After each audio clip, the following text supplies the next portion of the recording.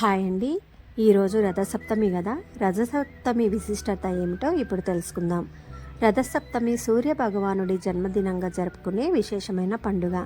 దీనినే సూర్య జయంతి, మాఘ జయంతి అని కూడా అంటారు.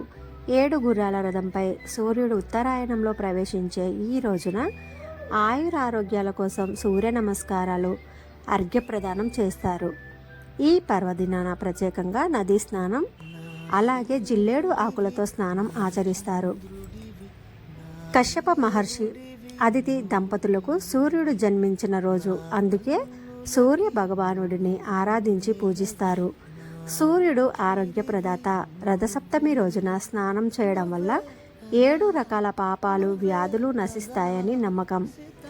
తలపై జిల్లేడు ఆకులు, రేగు ఆకులు పెట్టుకొని స్నానం చేయడం అత్యంత పవిత్రంగా భావిస్తారు.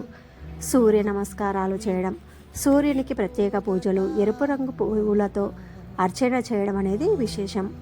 అరటి ఆకు భోజనం, ఆవు పాలతో చేసిన ప్రసాదాలు తినడం వల్ల ఆరోగ్యం, ఐశ్వర్యం కలుగుతుందని నమ్మకం.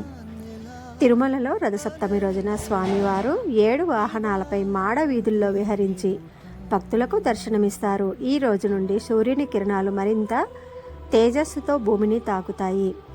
సకల ప్రాణులకు జీవశక్తినిచ్చే సూర్యుడు కర్మసాక్షిగా కొలుస్తారు. ఓం నమో నారాయణాయ. కంటెంట్ నచ్చితే మన ఛానల్ సబ్స్క్రైబ్ చేసుకొని వీడియోస్ అన్నీ లైక్ చేయండి. ఓం నమో నారాయణాయ.